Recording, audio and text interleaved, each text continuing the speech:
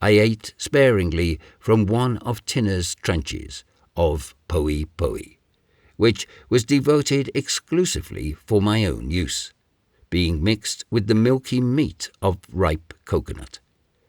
A section of a roasted breadfruit, a small cake of ama, or a mess of cocoa, 2 or 3 bananas, or a mamie apple, an annui, or some other agreeable and nutritious fruit served from day to day to diversify the meal, which was furnished by tossing off the liquid contents of a young coconut or two. While partaking of this simple repast, the inmates of Maheyo's house, after the style of the ancient Romans, reclined in sociable groups upon the divan of mats, and digestion was prompted by cheerful conversation.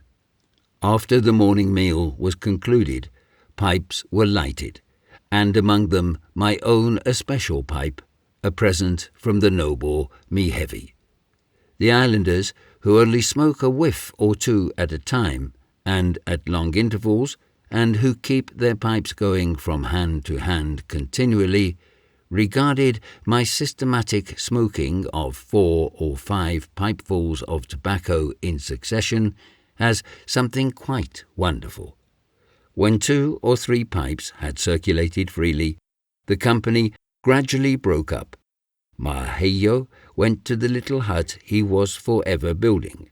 Tinner began to inspect her rolls of tapa, or employed her busy fingers in plaiting grass mats.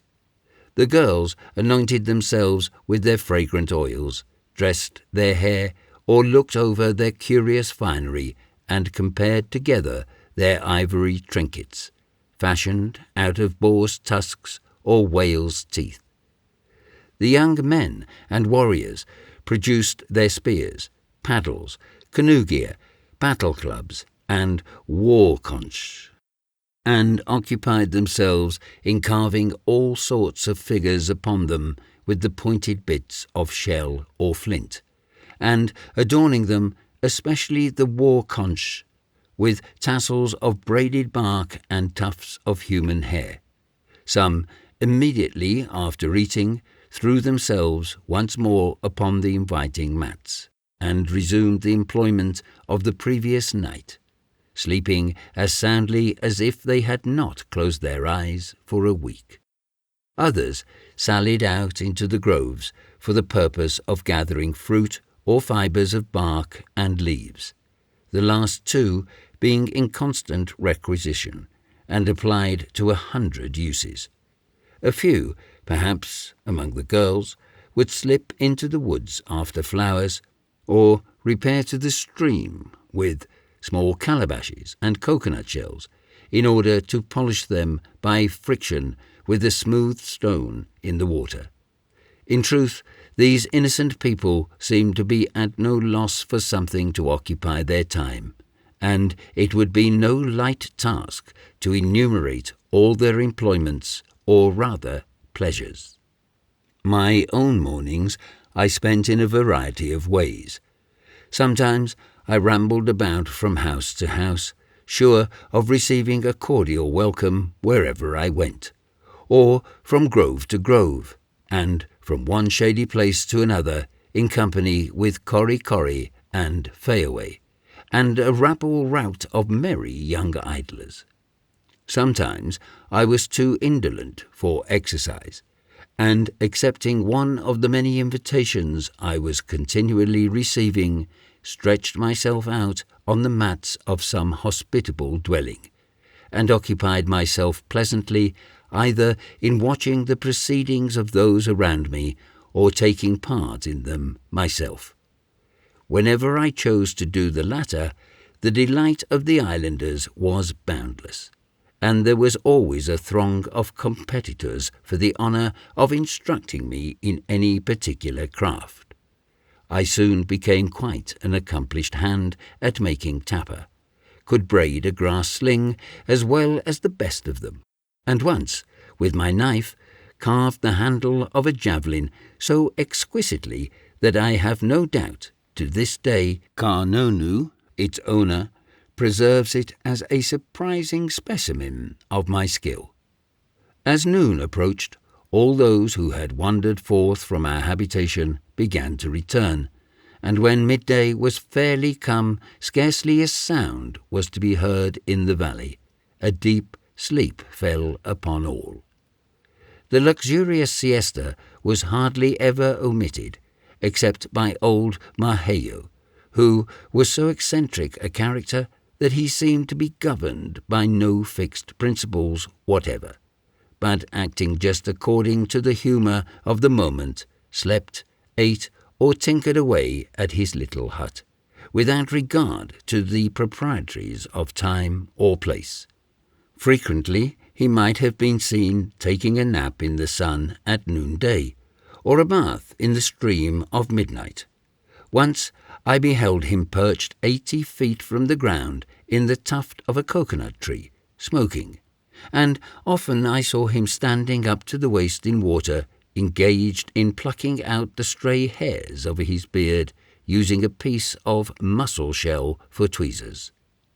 The noontide slumber lasted generally an hour and a half, very often longer, and after the sleepers had arisen from their mats, they again had recourse to their pipes, and then made preparations for the most important meal of the day.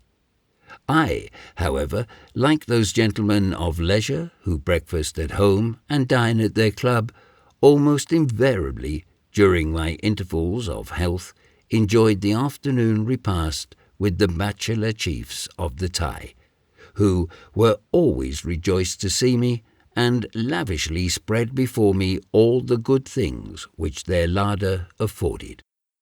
Mehevi generally introduced, among other dainties, a baked pig, an article which I have every reason to suppose was provided for my sole gratification. The Thai was a right jovial place. It did my heart, as well as my body, good to visit it.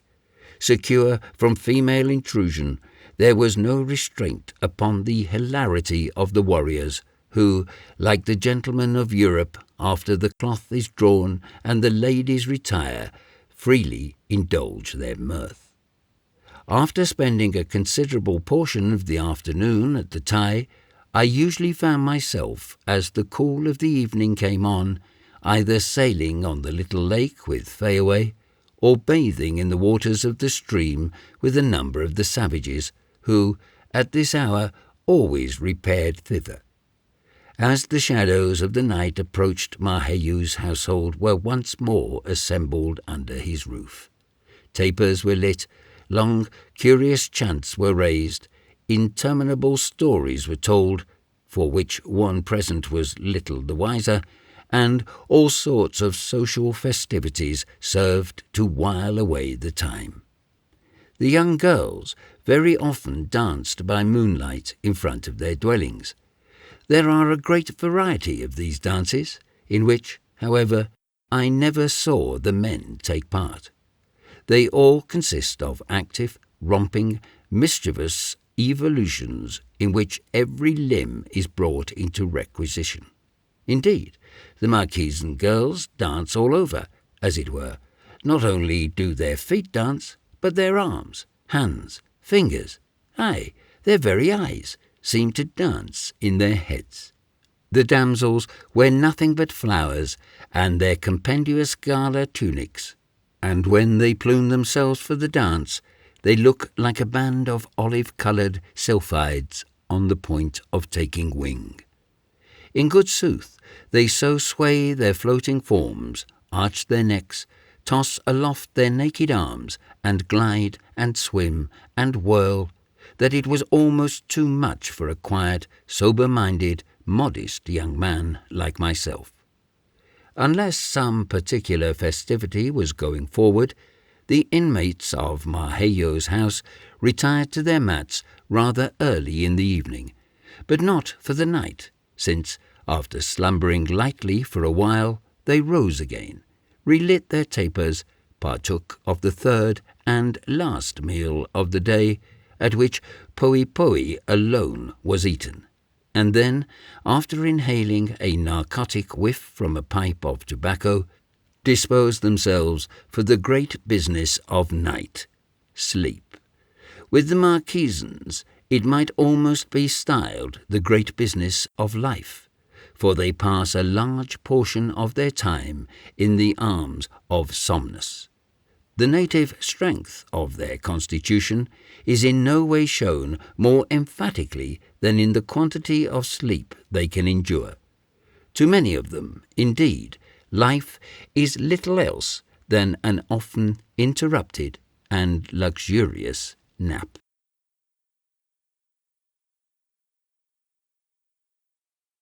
Chapter 21. The Spring of Arva Y. Remarkable monumental remains. Some ideas with regard to the history of the Typees found in the valley.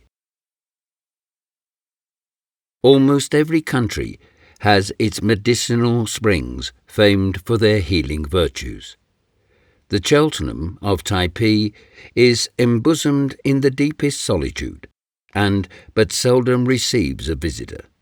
It is situated remote from any dwelling, a little way up the mountain, near the head of the valley, and you approach it by a pathway shaded by the most beautiful foliage and adorned with 1,000 fragrant plants.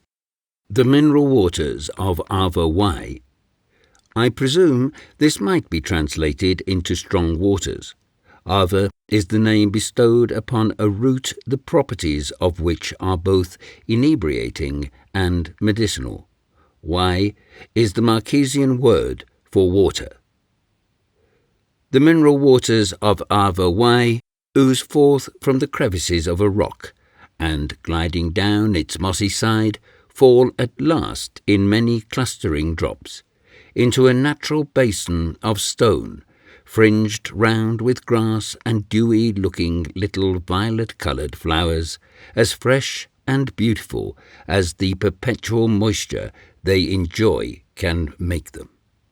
The water is held in high estimation by the islanders, some of whom consider it an agreeable as well as medicinal beverage.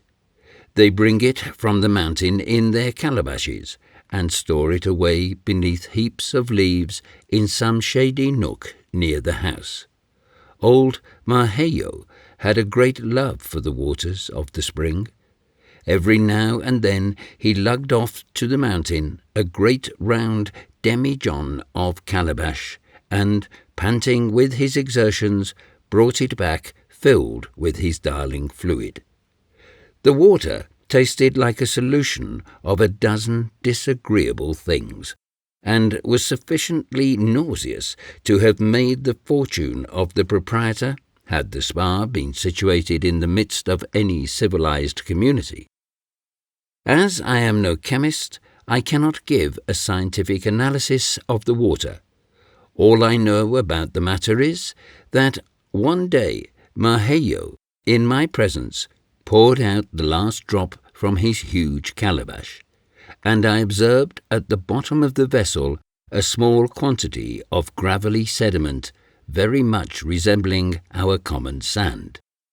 Whether this is always found in the water and gives it its peculiar flavour and virtues, or whether its presence was merely incidental, I was not able to ascertain. One day, in returning from this spring by a circuitous path, I came upon a scene which reminded me of Stonehenge and the architectural labours of the Druids. At the base of one of the mountains, and surrounded on all sides by dense groves, a series of vast terraces of stone rises, step by step, for a considerable distance up the hillside. These terraces cannot be less than 100 yards in length and 20 in width. Their magnitude, however, is less striking than the immense size of the blocks composing them. Some of the stones, of an oblong shape, are from 10 to 15 feet in length, and 5 or 6 feet thick. Their sides are quite smooth, but though square and of pretty regular formation, they bear no mark of the chisel. They are laid together without cement, and here and there show gaps between. The topmost terrace and the lower one are somewhat peculiar in their construction. They have both a quadrangular depression in the centre, leaving the rest of the terrace elevated several feet above it. In the intervals of the stones, immense trees have taken root, and their broad boughs, stretching far over and interlacing together, support a canopy almost impenetrable to the sun. Overgrowing the greater part of them, and climbing from one to another, is a wilderness of vines, in whose sinewy embrace many of the stones lie half hidden, while in some places a thick growth of bushes entirely covers them. There is a wild pathway which obliquely crosses two of these terraces, and so profound is the shade, so dense the vegetation, that a stranger to the place might pass along it without being aware of their existence. These structures bear every indication of a very high antiquity, and Korikori, who was my authority in all matters of scientific research, gave me to understand that they were coeval with the creation of the world, that the great gods themselves were the builders, and that they would endure until time shall be no more. Korikori's prompt explanation and his attributing the work to a divine origin at once convinced me that neither he nor the rest of his countrymen knew anything about them. As I gazed upon this monument, doubtless the work of an extinct and forgotten race, thus buried in the green nook of an island at the ends of the earth, the existence of which was yesterday unknown, a stronger feeling of awe came over me than if I had stood musing at the mighty base of the pyramid of the Cheops. There are no inscriptions, no sculpture, no clue by which to conjecture its history, nothing but the dumb stones. How many generations of the majestic trees which overshadow them have grown and flourished and decayed since first they were erected. These remains naturally suggest many interesting reflections. They establish the great age of the island, an opinion which the builders of theories concerning the creation of the various groups in the South Seas are not always inclined to admit. For my own part, I think it is just as probable that human beings were living in the valleys of the Marquesas 300 years ago, as that they were inhabiting the land of Egypt. The origin of the island of Nukuheva cannot be imputed to the coral insect, for indefatigable as that wonderful creature is, it would be hardly muscular enough to pile rocks one upon the other more than 3,000 feet above the level of the sea. That the land may have been thrown up by a submarine volcano is as possible as anything else. No one can make an affidavit to the contrary, and therefore I still say nothing against the supposition.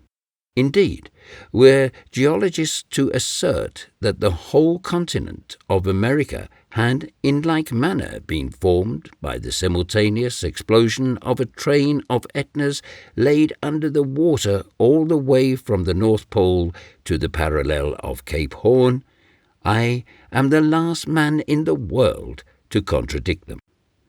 I have already mentioned that the dwellings of the islanders were almost invariably built upon massive stone foundations, which they call Typees. The dimensions of these, however, as well as of the stones composing them, are comparatively small, but there are other and larger erections of a similar description, comprising the marais, or burying grounds, and festival places, in nearly all the valleys of the island. Some of these piles are so extensive and so great a degree of labour and skill must have been requisite in constructing them, that I can scarcely believe they were built by the ancestors of the present inhabitants. If, indeed, they were, the race has sadly deteriorated in their knowledge of the mechanic arts. To say nothing of their habitual indolence, by what contrivance, within the reach of so simple a people, could such enormous masses have been moved or fixed in their places? And how could they, with their rude implements, have chiselled and hammered them into shape? All of these larger Taipais, like that of the Hula Hula ground in the Typee Valley, bore incontestable marks of great age, and I am disposed to believe that their erection may be ascribed to the same race of men who were the builders of the still more ancient remains I have just described. According to Korikori's account, the Taipei, upon which stands the Hula Hula ground, was built a great many moons ago, under the direction of Manu, a great chief and warrior, and, as it would appear, master mason among the Typees. It was erected for the express purpose to which it is at present devoted, in the incredibly short period of one sun, and was dedicated to the immortal wooden idols by a grand festival which lasted 10 days and nights. Among the smaller Taipais, upon which stand the dwelling houses of the natives, I never observed any which intimated a recent erection. There are in every part of the valley a great many of these massive stone foundations which have no houses upon them. This is vastly convenient, for whenever an enterprising islander chooses to emigrate a few hundred yards from the place where he was born, all he has to do in order to establish himself in some new locality is to select one of the many unappropriated Taipais, and without further ceremony pitch his bamboo tent upon it.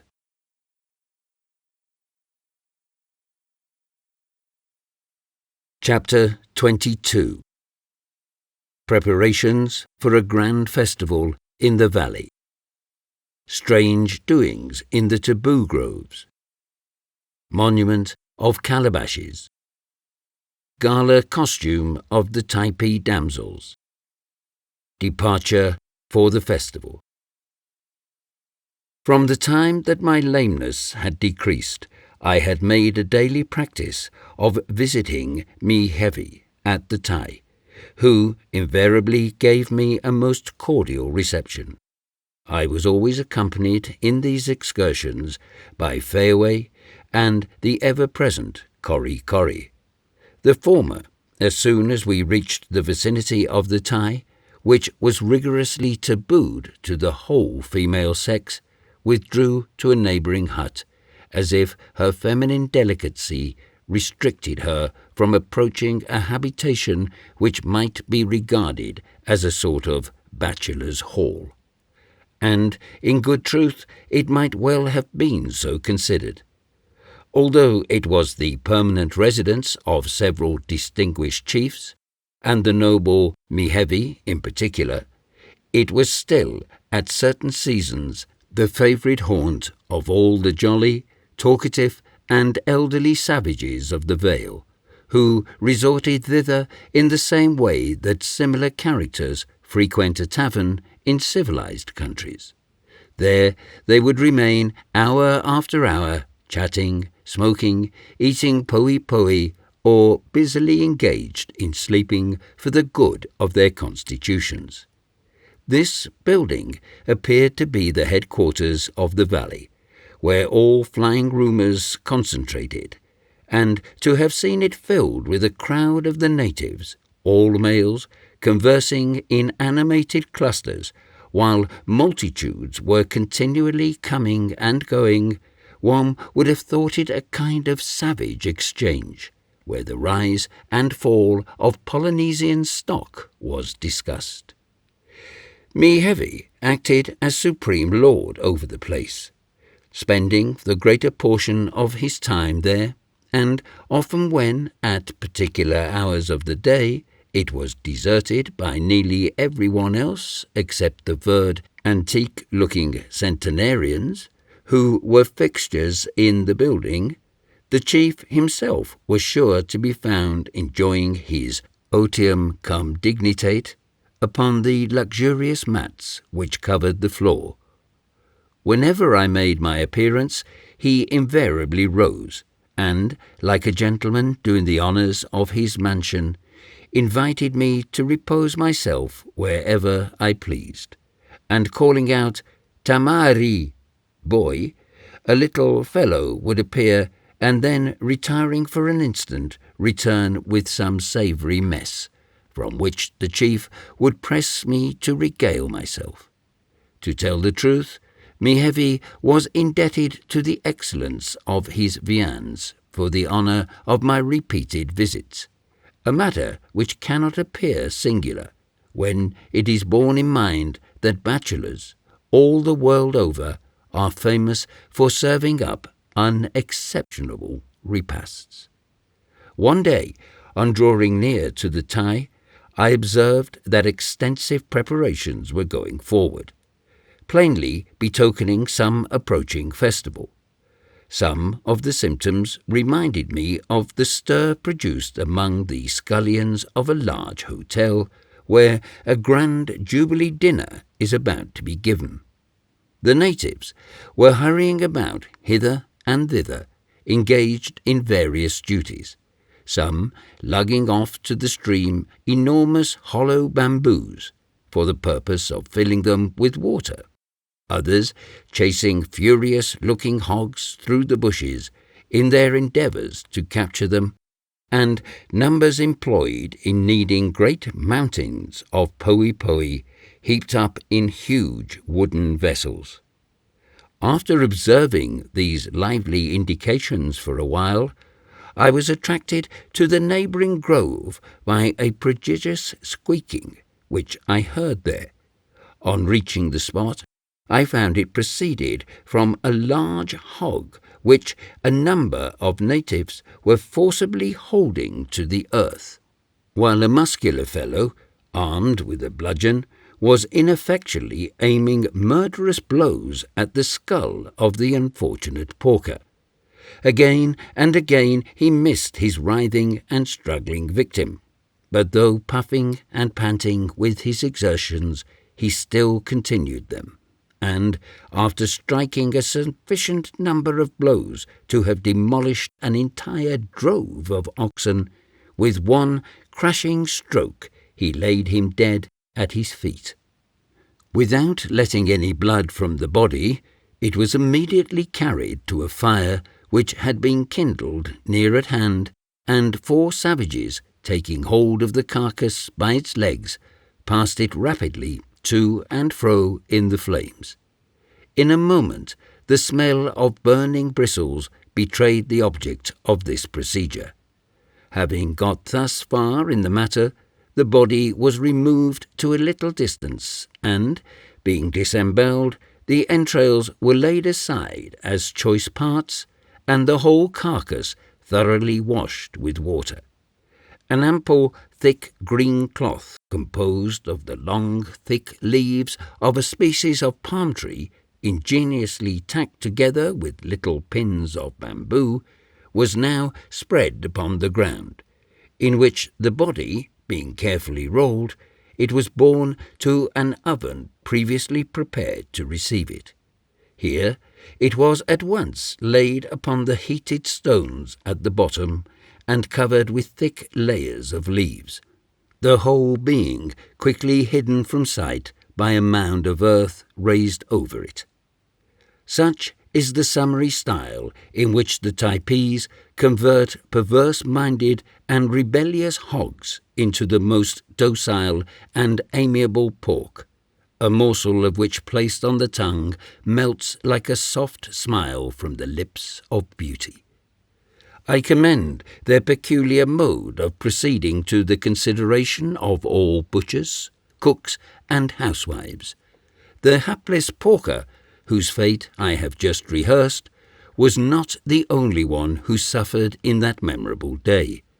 Many a dismal grunt, many an imploring squeak, proclaimed what was going on throughout the whole extent of the valley, and I verily believe the firstborn of every litter perished before the setting of that fatal sun. The scene around the Typee was now most animated. Hogs and poe were baking in numerous ovens, which, heaped up with fresh earth into slight elevations, looked like so many ant-hills. Scores of the savages were vigorously plying their stone pestles in preparing masses of poe, and numbers were gathering green breadfruit and young coconuts in the surrounding groves, when an exceeding great multitude, with a view of encouraging the rest in their labours, stood still and kept shouting most lustily without intermission. It is a peculiarity among these people that, when engaged in an employment, they always make a prodigious fuss about it.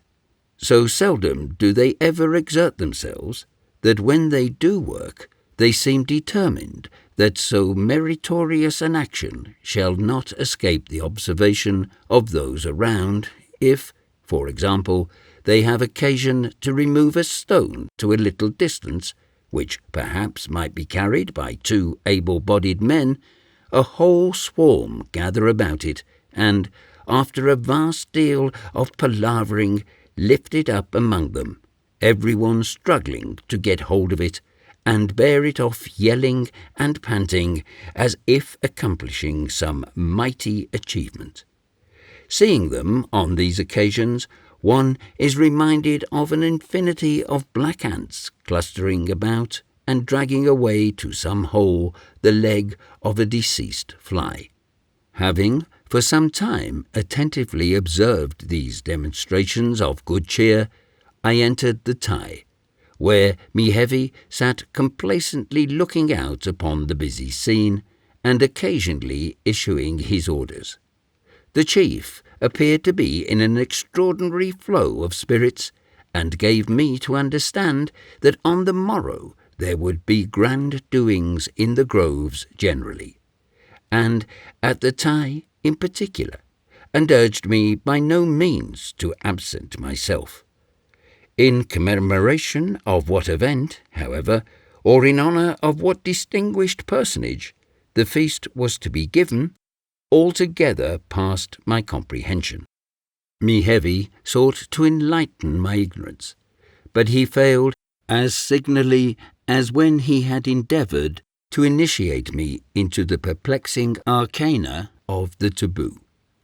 On leaving the Typee, Korikori, who had as a matter of course accompanied me, observing that my curiosity remained unabated, resolved to make everything plain and satisfactory.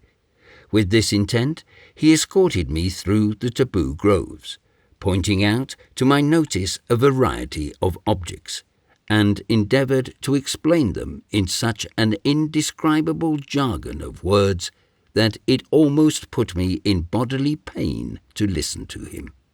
In particular, he led me to a remarkable pyramidical structure, some 3 yards square at the base, and perhaps 10 feet in height, which had lately been thrown up, and occupied a very conspicuous position.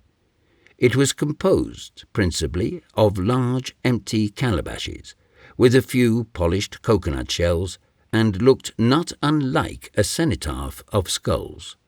My cicerone perceived the astonishment with which I gazed at this monument of savage crockery, and immediately addressed himself in the task of enlightening me. But all in vain, and to this hour the nature of the monument remains a complete mystery to me. As, however, it formed so prominent a feature in the approaching revels, I bestowed upon the latter, in my own mind, the title of the Feast of Calabashes. The following morning, awaking rather late, I perceived the whole of Maheyo's family busily engaged in preparing for the festival. The old warrior himself was arranging in round balls the 2 grey locks of hair that were suffered to grow from the crown of his head. His earrings and spear, both well polished, lay beside him, while the highly decorative pair of shoes hung suspended from a projecting cane against the side of the house. The young men were similarly employed, and the fair damsels, including Fairway, were anointing themselves with aka, arranging their long tresses, and performing other matters connecting with the duties of the toilet.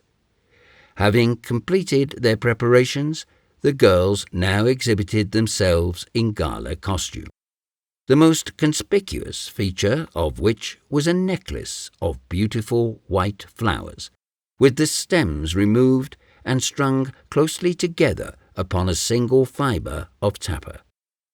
Corresponding ornaments were inserted in their ears, and woven garlands upon their heads. About their waist they wore a short tunic of spotless white tappa, and some of them superadded to this a mantle of the same material, tied in an elaborate bow upon the left shoulder, and falling about the figure in picturesque folds.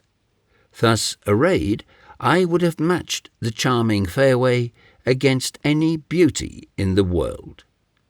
People may say what they will about the taste evinced by our fashionable ladies in dress, their jewels, their feathers, their silks, and their furbelows would have sunk into utter insignificance beside the exquisite simplicity of attire adopted by the nymphs of the Vale on this festive occasion. I should like to have seen a gallery of coronation beauties at Westminster Abbey, confronted for a moment by this band of island girls, their stiffness, formality, and affection contrasted with the artless vivacity and unconcealed natural graces of these savage maidens. It would be the Venus di Medici placed beside a milliner's doll.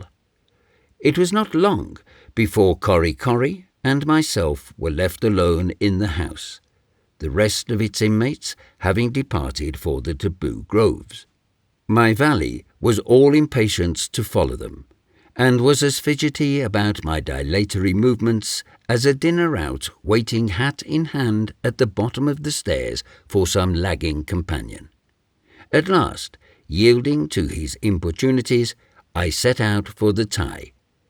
As we passed the houses, peeping out from the groves through which our route lay, I noticed that they were entirely deserted by their inhabitants.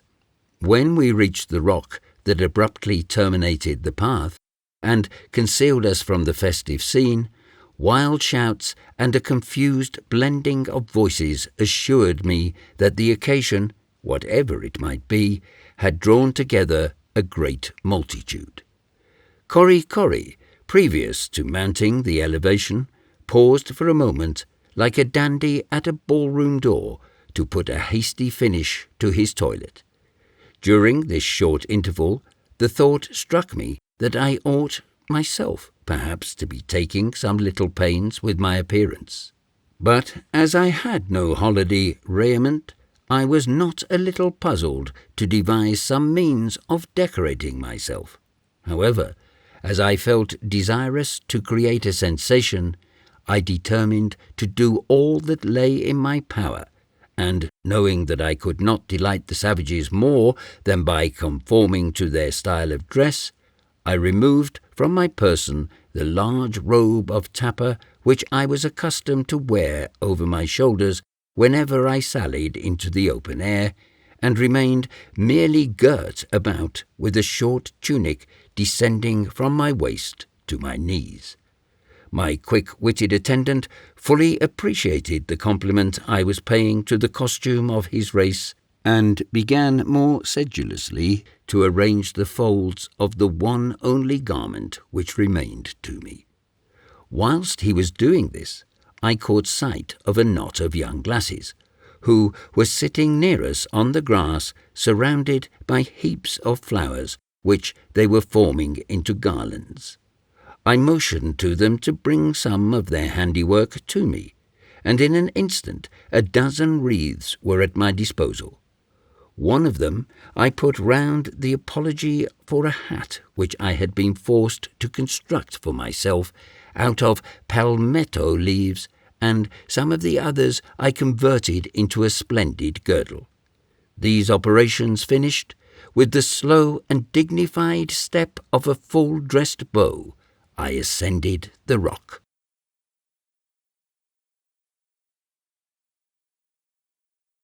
Chapter 23. The Feast of Calabashes. The whole population of the valley seemed to be gathered within the precincts of the grove. In the distance could be seen the long front of the Typee, its immense piazza swarming with men, arrayed in every variety of fantastic costume, and all vociferating with animated gestures, while the whole interval between it and the place where I stood was enlivened by groups of females fancifully decorated, dancing, capering, and uttering with exclamations. As soon as they descried me, they set up a shout of welcome, and a band of them came dancing towards me, chanting as they approached some wild recitative. The change in my garb seemed to transport them with delight, and clustering about me on all sides, they accompanied me towards the Typee. When, however, we drew near it, these joyous nymphs paused in their career, and, parting on either side, permitted me to pass on to the now densely thronged building. So soon as I mounted to the Typee, I saw at a glance that the revels were fairly under way.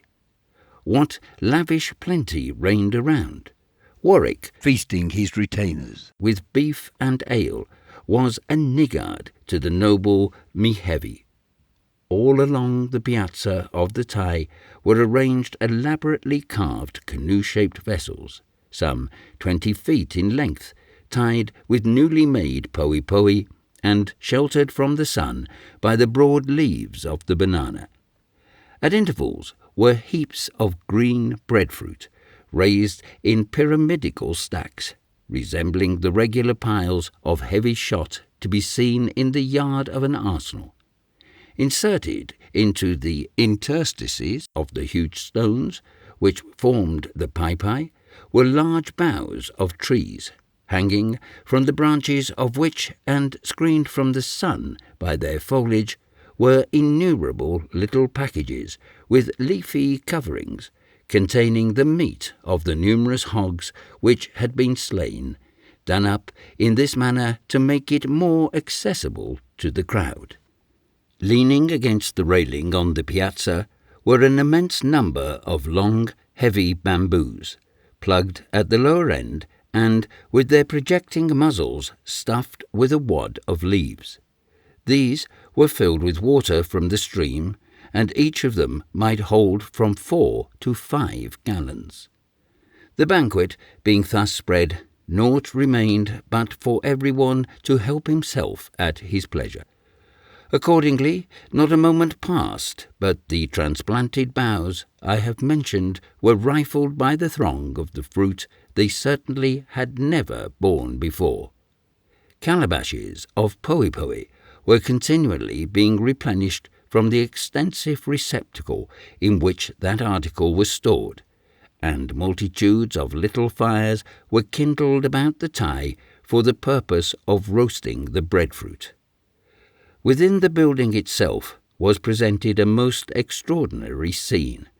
The immense lounge of mats, lying between the parallel rows of the trunks of coconut trees, and extending the entire length of the house, at least 200 feet, was covered by the reclining forms of a host of chiefs and warriors who were eating at a great rate, or soothing the cares of Polynesian life in the sedative fumes of tobacco. The smoke was inhaled from large pipes, the bowls of which, made out of small coconut shells, were curiously carved in strange, heathenish devices.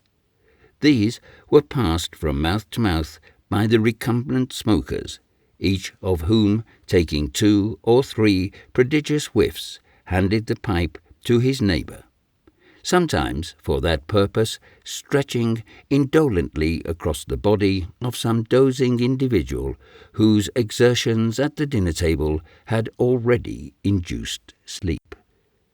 The tobacco used among the Typee was of a very mild and pleasing flavour, and as I always saw it in leaves, and the natives appeared pretty well supplied with it, I was led to believe that it must have been the growth of the valley.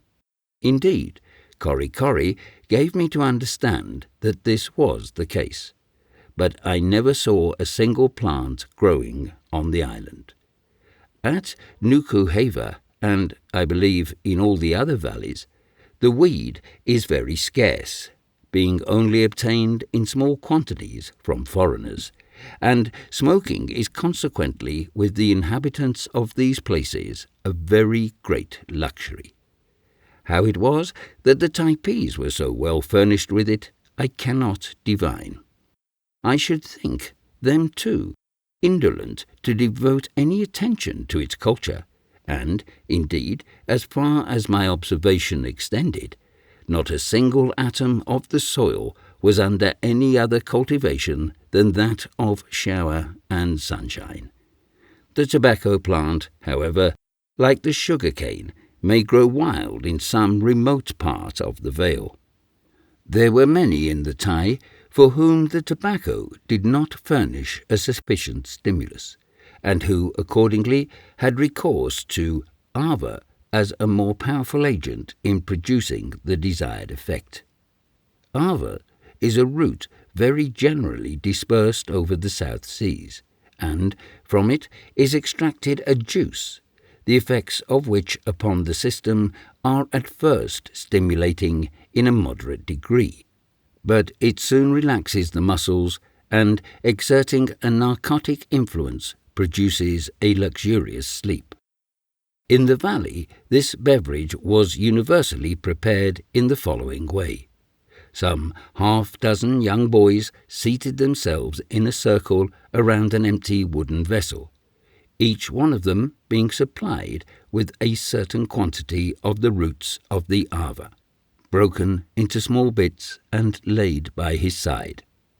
A coconut goblet of water was passed around the juvenile company, who, rinsing their mouths with its contents, proceeded to the business before them. This merely consisted in thoroughly masticating the Arva and throwing it mouthful after mouthful into the receptacle provided.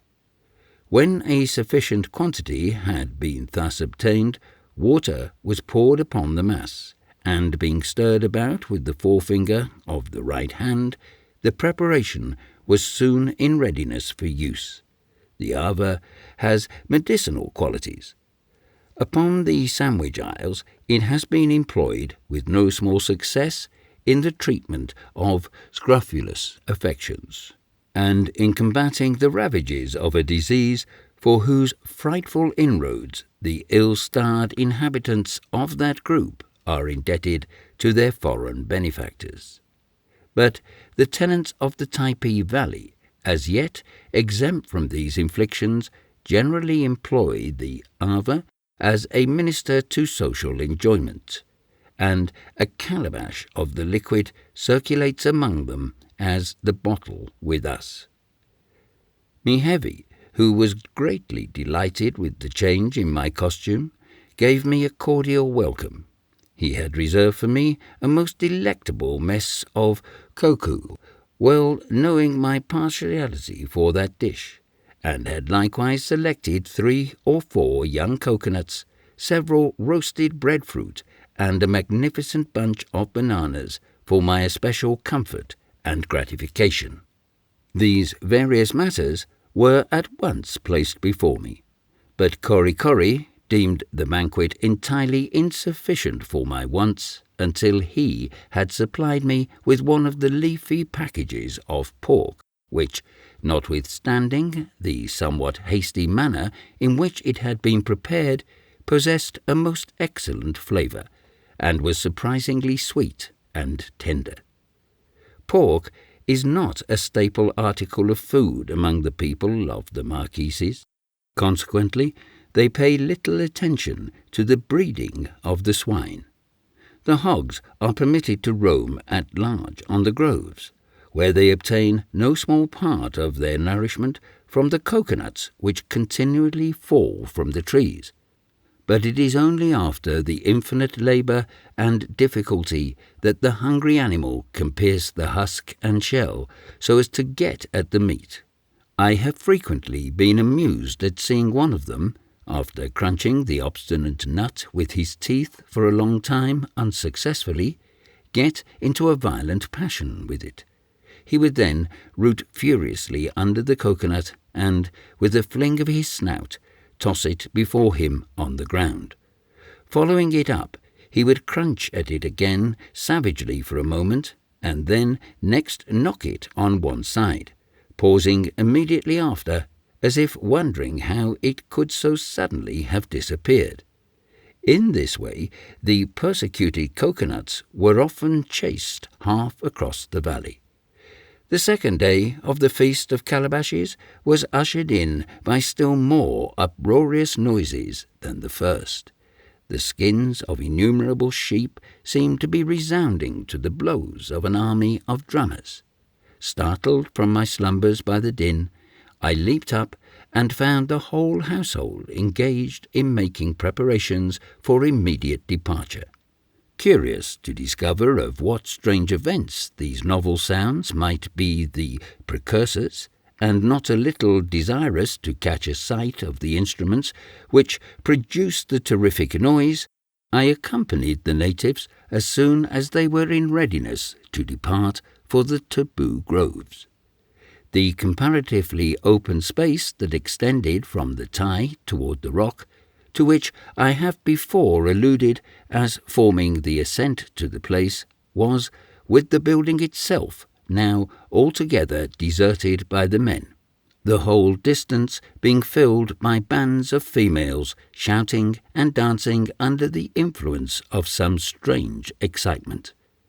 I was amused at the appearance of 4 or 5 old women who, in a state of utter nudity, with their arms extended flatly down their sides and holding themselves perfectly erect, were leaping stiffly into the air, like so many sticks bobbing to the surface, after being pressed perpendicularly into the water. They preserved the utmost gravity of countenance, and continued their extraordinary movements without a single moment's cessation.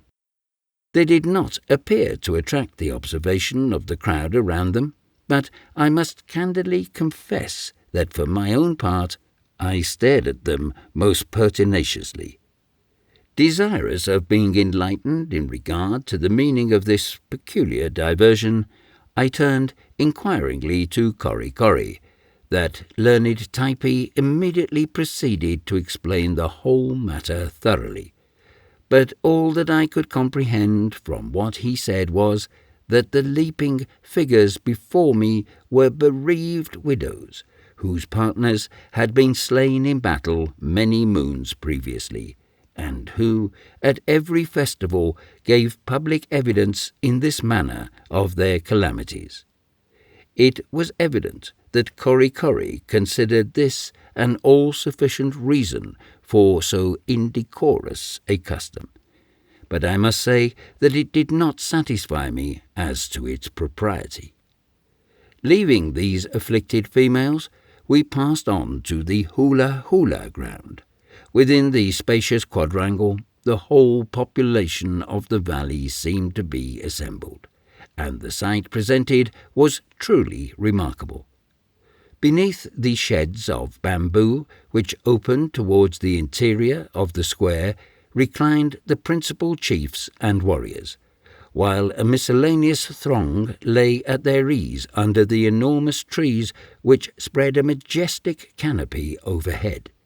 Upon the terraces of the gigantic altars at each end were deposited green breadfruit in baskets of coconut leaves, large rolls of tapa, bunches of ripe bananas, clusters of mamie apples, the golden-hued fruit of the artu tree, and baked hogs laid out in large wooden trenches, fancifully decorated with freshly plucked leaves, whilst a variety of rude implements of war were piled in confused heaps before the ranks of hideous idols. Fruits of various kinds were likewise suspended in leafen baskets, from the tops of poles planted uprightly and at regular intervals along the lower terraces of both altars.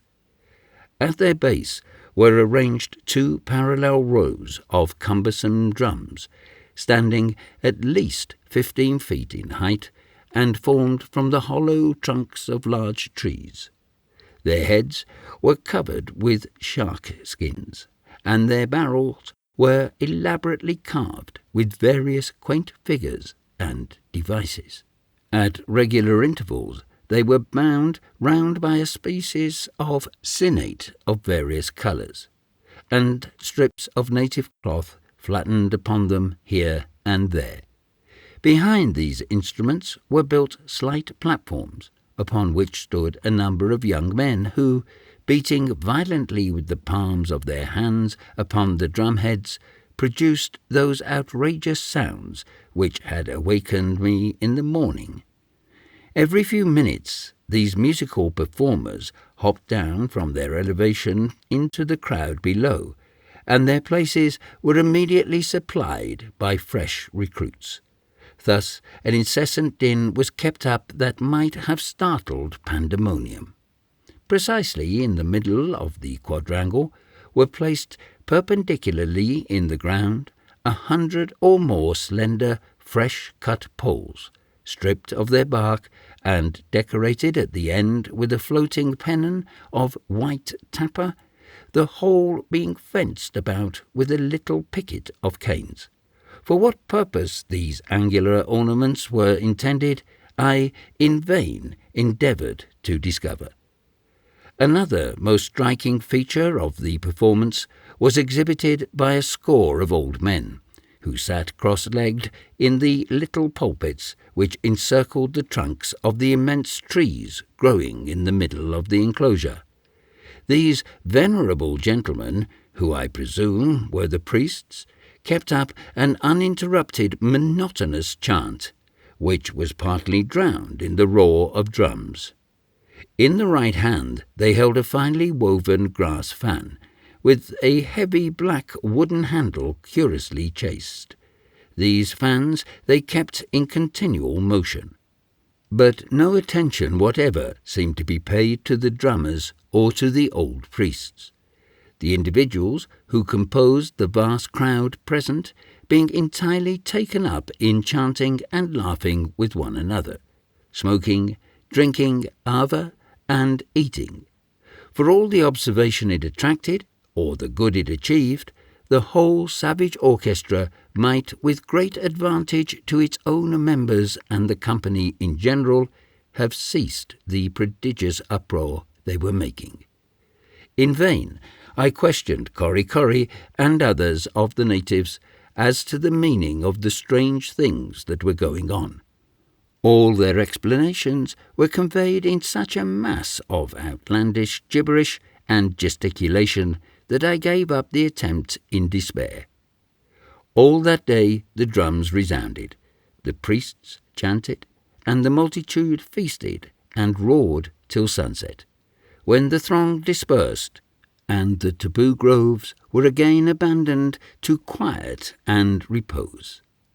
The next day the same scene was repeated until night, when this singular festival terminated.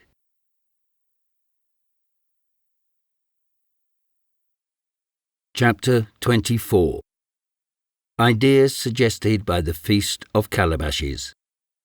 Inaccuracy of certain published accounts of the islands. A reason. Neglected state of heathenism in the valley. Effigy of a dead warrior. a singular superstition, the priest Kolori and the god Moa Artua, amazing religious observance, a dilapidated shrine, Kori Kori and the idol, an inference. Although I had been baffled in my attempts to learn the origin of the Feast of Calabashes, yet it seemed very plain to me that it was principally, if not wholly, of a religious character. As a religious solemnity, however, it had not at all corresponded with the horrible descriptions of Polynesian worship which we have received in some published narratives, and especially in those accounts of the evangelized islands with which the missionaries have favoured us. Did not the sacred character of these persons render the purity of their intentions unquestionably, I should certainly be led to suppose that they had exaggerated the evils of paganism in order to enhance the merit of their own disinterested labours. In a certain work incidentally treating of the Washington or Northern Marquesas Islands, I have seen the frequent immolation of human victims upon the altars of their gods, positively and repeatedly charged upon the inhabitants. The same work gives also a rather minute account of their religion, enumerates a great many of their superstitions, and makes known the particular designations of numerous orders of the priesthood. One would almost imagine from the long list that is given of cannibal primates, bishops, archdeacons, prebendaries, and other inferior ecclesiastics, that the sacerdotal order far outnumbered the rest of the population, and that the poor natives were more severely priest-ridden than even the inhabitants of the Papal States. These accounts are likewise calculated to leave upon the reader's mind an impression that human victims are daily cooked and served up upon the altars, that heathenish cruelties of every description are continually practised, and that these ignorant pagans are in a state of the extremest wretchedness in consequence of the grossness of their superstitions. Be it observed, however, that all this information is given by a man who, according to his own statement, was only at one of the islands and remained there but 2 weeks, sleeping every night on board his ship and taking little kid-glove excursions ashore in the daytime, attended by an armed party. Now, all I can say is that in all my excursions through the valley of Typee, I never saw any of these alleged enormities. If any of them are practised upon the Marquesas Islands, they must certainly have come to my knowledge while living for months with a tribe of savages wholly unchanged from their original primitive condition and reputed the most ferocious in the South Seas. The fact is that there is a vast deal of unintentional humbuggery in some of the accounts we have from scientific men concerning the religious institutions of Polynesia. These learned tourists generally obtain the greater part of their information from retired old South Sea rovers, who have domesticated themselves among the barbarous tribes of the Pacific. Jack, who has long been accustomed to the longbow and to spin tough yarns on the ship's forecastle, invariably officiates as showman of the island on which he has settled, and, having mastered a few dozen words of the language, is supposed to know all about the people who speak it. A natural desire to make himself of consequence in the eyes of the strangers prompts him to lay claim to a much greater knowledge of such matters than he actually possesses. In reply to incessant queries, he communicates not only all he knows, but a good deal more. And if there be any information deficient still, he is at no loss to supply it. The avidity with which his anecdotes are noted down tickles his vanity, and his powers of invention increase with the credulity auditors. He knows just the sort of information wanted, and furnishes it to any extent. This is not a supposed case. I have met with several individuals like the one described, and I have been present at 2 or 3 of their interviews with strangers. Now, when the scientific voyager arrives at home with his collection of wonders, he attempts perhaps to give a description of some of the strange people he has been visiting.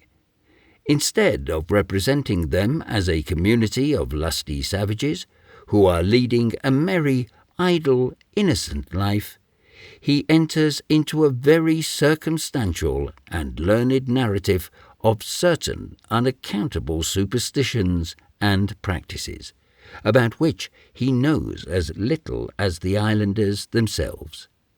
Having had little time, and scarcely any opportunity, to become acquainted with the customs he pretends to describe, he writes them down one after another in an off-hand, haphazard style, and were the book thus produced to be translated into the tongue of the people of whom it purports to give the history, it would appear quite as wonderful to them as it does to the American public, and much more improbable. For my own part, I am free to confess my almost entire inability to gratify any curiosity that may be felt with regard to the theology of the valley. I doubt whether the inhabitants themselves could do so. They are either too lazy or too sensible to worry themselves about abstract points of religious belief. While I was among them, they never held any synods or councils to settle the principles of their faith by agitating them. An unbounded liberty of conscience seemed to prevail. Those who pleased to do so were allowed to repose implicit faith in an ill-favoured god with a large bottle nose and fat, shapeless arms crossed upon his breast, while others worshipped an image which, having no likeness either in heaven or on earth, could hardly be called an idol. As the islanders always maintained a discreet reserve with regard to my own peculiar views on religion, I thought it would be excessively ill-bred of me to pry into theirs. But although my knowledge of the religious faith of the Typees was unavoidably limited, one of their superstitious observances, with which I became acquainted, interested me greatly. In one of the most secluded portions of the valley, within a stone's cast of Fairways Lake, for so I christened the scene of our island yachting, and hard by a growth of palms, which stood ranged in order along both banks of the stream, waving their green arms as if to do honour to its passage, was the mausoleum of a deceased warrior chief. Like all the other edifices of any note, it was raised upon a small paipai of stones, which, being of unusual height, was a conspicuous object from a distance. A light thatching of bleached palmetto leaves hung over it like a self-supported canopy, for it was not until you came very near that you saw it was supported by 4 slender columns of bamboo, rising at each corner to a little more than the height of a man. A clear area of a few yards surrounded the paipai, and was enclosed by 4 trunks of coconut trees resting at the angles on massive blocks of stone. The place was sacred. The sign of the inscrutable taboo was seen in the shape of a mystic roll of white tappa, suspended by a twisted cord of the same material from the top of a slight pole planted within the enclosure. White appears to be the sacred colour among the Marquesans. The sanctity of the spot appeared never to have been violated. The stillness of the grave was there, and the calm solitude around was beautiful and touching. The soft shadows of those lofty palm trees, I can see them now, hanging over the little temple as if to keep out the intrusive sun. On all sides, as you approached this silent spot, you caught sight of the dead chief's effigy, seated in the stern of a canoe which was raised on a light frame a few inches above the level of the Taipei. The canoe was about 7 feet in length, of a rich, dark-coloured wood, handsomely carved and adorned in many places with variegated bindings of stained sinnate, into which were ingeniously wrought a number of sparkling seashells, and a belt of the same shells ran all around it. The body of the figure, of whatever material it might have been made, was effectually concealed in a heavy robe of brown tappa, revealing only the hands and head, the latter skilfully carved in wood and surmounted by a superb arch of plumes. These plumes, in the subdued and gentle gales which found access to this sequestered spot, were never for one moment at rest, but kept nodding and waving over the chief's brow. The long leaves of the palmetto drooped over the eaves, and through them you saw the warrior holding his paddle with both hands in the act of rowing, leaning forward and inclining his head as if eager to hurry on his voyage. Glaring at him forever and face to face was a polished human skull, which crowned the prow of the canoe. The spectral figurehead, reversed in its position, glancing backwards, seemed to mock the impatient attitude of the warrior. When I first visited this singular place with Korikori, he told me, or at least I so understood him, that the chief was paddling his way to the realms of bliss and breadfruit, the Polynesian heaven, where every moment the breadfruit trees dropped their ripened spheres to the ground, and where there was no end to the coconuts and bananas. There they reposed through the livelong eternity upon mats much finer than those of Typee, and every day bathed their glowing limbs in rivers of coconut oil. In that happy land there were plenty of plumes and feathers and boar's tusks and sperm whale teeth, far preferable to all the shining trinkets and gay tappa of the white men, and, best of all, women far lovelier than the daughters of earth were there in abundance. A very pleasant place, Korikori said it was, but after all, not much pleasanter, he thought, than Typee. Did he not then, I asked, wish to accompany the warrior? Oh no, he was very happy where he was, but supposed that some time or other he would go in his own canoe. Thus far I think I clearly comprehended Korikori, but there was a singular expression he made use of at the time, enforced by as singular a gesture, the meaning of which I would have given much to penetrate. I am inclined to believe it must have been a proverb he uttered, for I afterwards heard him repeat the same words several times, and in what appeared to me to be a somewhat similar sense. Indeed, Korikori had a great variety of short, smart-sounding sentences with which he frequently enlivened his discourse, and he introduced them with an air which plainly intimated that in his opinion they settled the matter in question, whatever it might be. Could it have been, then, that when I asked him whether he desired to go to this heaven of breadfruit, coconuts, and young ladies, which he had been describing, he answered by saying something equivalent to our old adage, "A bird in the hand is worth two in the bush." If he did, Corry was a discreet and sensible fellow, and I cannot sufficiently admire his shrewdness. Whenever, in the course of my rambles through the valley, I happened to be near the chief's mausoleum, I always turned aside to visit it. The place had a peculiar charm for me. I hardly know why, but so it was. As I leaned over the railing and gazed upon the strange effigy and watched the play of the feathery headdress, stirred by the same breeze which in low tones breathed amidst the lofty palm trees, I loved to yield myself up to the fanciful superstition of the islanders, and could almost believe that the grim warrior was bound heavenward. In this mood, when I turned to depart, I bade him Godspeed and a pleasant voyage. Aye, paddle away, brave chieftain, to the land of spirits.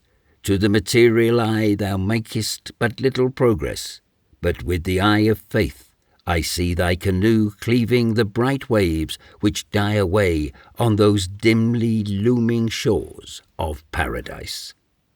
This strange superstition affords another evidence of the fact that, however ignorant man may be, he still feels within him his immortal spirit yearning after the unknown future. Although the religious theories of the islands were a complete mystery to me, their practical, everyday operation could not be concealed.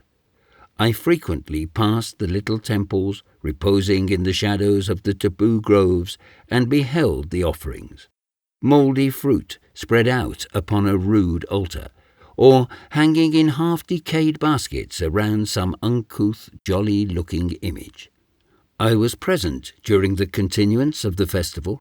I daily beheld the grinning idols marshalled rank and file in the hula ground, and was often in the habit of meeting those whom I supposed to be the priests.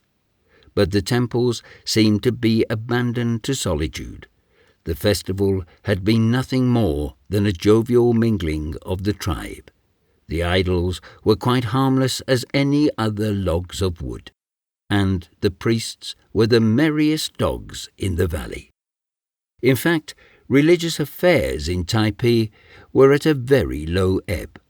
All such matters sat very lightly upon the thoughtless inhabitants, and, in the celebration of many of their strange rites, they appeared merely to seek a sort of childish amusement. A curious evidence of this was given in a remarkable ceremony in which I frequently saw Mehevi and several other chiefs and warriors of note take part, but never a single female.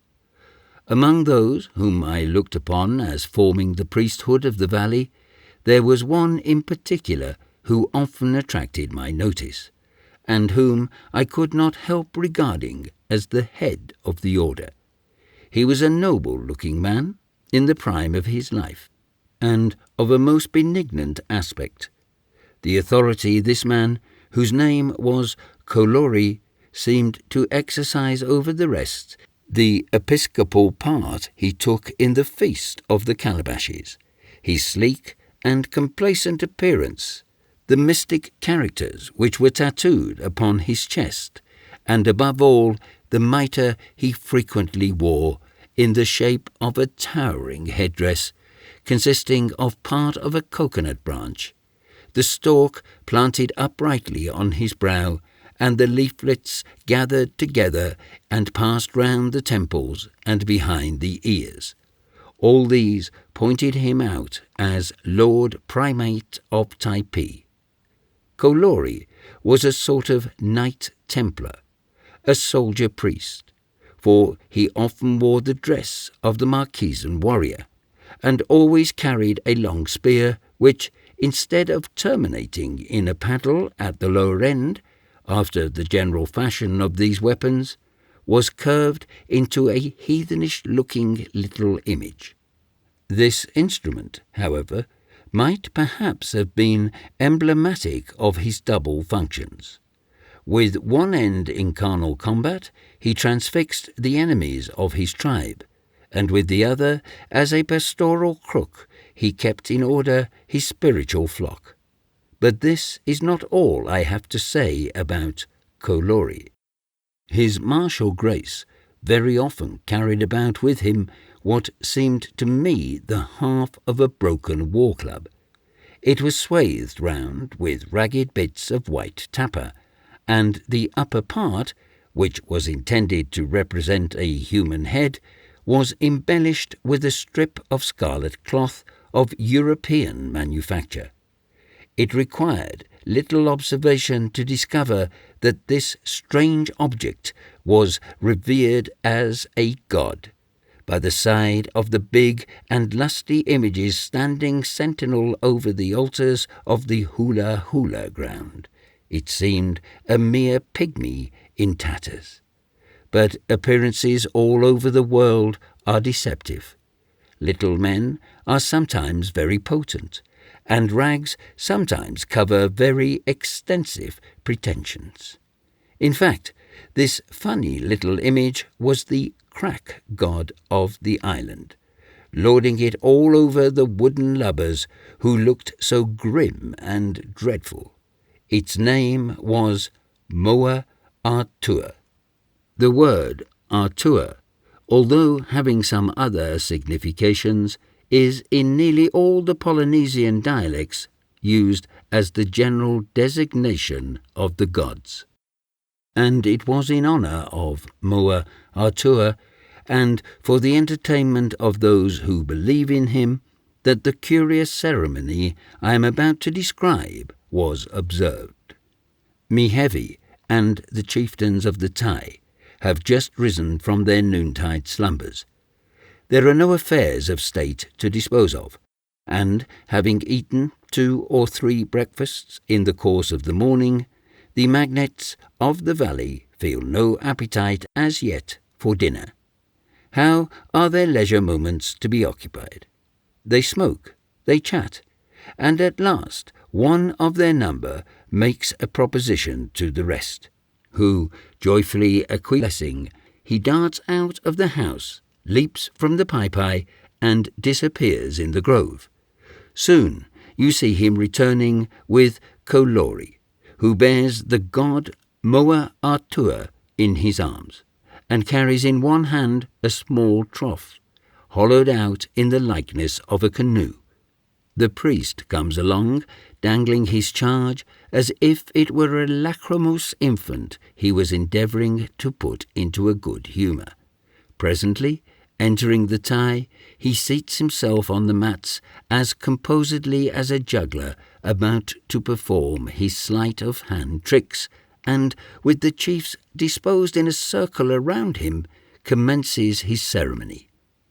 In the first place, he gives Moa Artua an affectionate hug, then caressingly lays him to his breast, and finally whispers something in his ear, the rest of the company listening eagerly for a reply. But the baby god is deaf or dumb, perhaps both, for never a word does he utter. At last, Kolori speaks a little louder, and soon, growing angry, comes boldly out with what he has to say, and bawls to him. He put me in mind of a choleric fellow, who, after trying in vain to communicate a secret to a deaf man, all at once flies into a passion and screams it out so that everyone may hear. Still, Moa Artua remains as quiet as ever, and Kolori, seemingly losing his temper, fetches him a box over the head, strips him of his tappa and red cloth, and, laying him in a state of nudity in a little trough, covers him from sight. At this proceeding, all present loudly applaud, and signify their approval by uttering the adjective motaki with violent emphasis. Kolori, however, is so desirous his conduct should meet with unqualified approbation that he inquires of each individual separately whether under existing circumstances he has not done perfectly right in shutting up Moa Atua. The invariable response is, "Ah, ah, yes, yes," repeated over again and again in a manner which ought to quiet the scruples of the most conscientious. After a few moments, Kolori brings forth his doll again, and while arraying it very carefully in the tapa and red cloth, alternately fondles and chides it. The toilet being completed, he once more speaks to it aloud. The whole company hereupon show the greatest interest, while the priest, holding Moa Atua to his ear, interprets to them what he pretends the god is confidently communicating to him. Some items' intelligence appear to tickle all present amazingly, for one claps his hands in a rapture, another shouts with merriment, and a third leaps to his feet and capers about like a madman. What under the sun Moa Atua on these occasions had to say to Kolori, I never could find out. But I could not help thinking that the former showed a sad want of spirit in being disciplined into making those disclosures which at first he seemed bent on withholding. Whether the priest honestly interpreted what he believed the divinity said to him, or whether he was not all the while guilty of a vile humbug, I shall not presume to decide. At any rate, whatever as coming from the god was imparted to those present seemed to be generally of a complimentary nature, a fact which illustrates the sagacity of Kolori, or else the time-serving disposition of this hardly used deity. Moa Atue, having nothing more to say, his bearer goes to nursing him again, in which occupation, however, he is soon interrupted by a question put by one of the warriors to the god. Kolori hereupon snatches it up to his ear again, and, after listening attentively, once more officiates as the organ of communication. A multitude of questions and answers having passed between the parties, much to the satisfaction of those who propose them, the god is put tenderly to bed in the trough, and the whole company unite in a long chant led off by Kolori. This ended, the ceremony is over. The chiefs rise to their feet in high good humour, and my Lord Archbishop, after chatting a while and regaling himself with a whiff or two from a pipe of tobacco, tucks the canoe under his arm and marches off with it. The whole of the proceedings were like those of a parcel of children playing with dolls and baby houses. For a youngster, scarcely 10 inches high, and with so few early advantages as he doubtless had, Moa Atue was certainly a precocious little fellow, if he really said all that was imputed to him. But for what reason this poor devil of a deity, thus cuffed about, cajoled, and shut up in a box, was held in greater estimation than the full-grown and dignified personages of the taboo groves, I cannot divine. And yet Mehevi and other chiefs of unquestionable veracity, to say nothing of the primate himself, assured me over and over again that Moa Atue was the tutelary deity of Typee, and was more to be held in the honour than a whole battalion of the clumsy idols in the hula grounds. Kori, who seemed to have devoted considerable attention to the study of theology, as he knew the names of all the graven images in the valley, and often repeated them over to me, likewise entertained some rather enlarged ideas with regard to the character and pretensions of Moe Atui. He once gave me to understand with a gesture there was no misconceiving that if he, Moe Atui, were so minded, he could cause a coconut tree to sprout out of his, Korikori's, head, and that it would be the easiest thing in life for him, Moe Atui, to take the whole island of Nukuheva in his mouth and dive down to the bottom of the sea with it. But in sober seriousness, I hardly knew what to make of the religion of the valley. There was nothing that so much perplexed the illustrious cook in his intercourse with the South Sea Islanders as their sacred rites. Although this prince of navigators was in many instances assisted by interpreters in the prosecution of his researches, he still frankly acknowledges that he was at a loss to obtain anything like a clear insight into the puzzling arcana of their faith. A similar admission has been made by other eminent voyagers, by Carteret, Byron, Kotzebue, and Vancouver. For my own part, although hardly a day passed while I remained upon the island that I did not witness some religious ceremony or other, it was very much like seeing a parcel of Freemasons making secret signs to each other. I saw everything, but could comprehend nothing. On the whole, I am inclined to believe that the islanders in the Pacific have no fixed and definite ideas whatever on the subject of religion.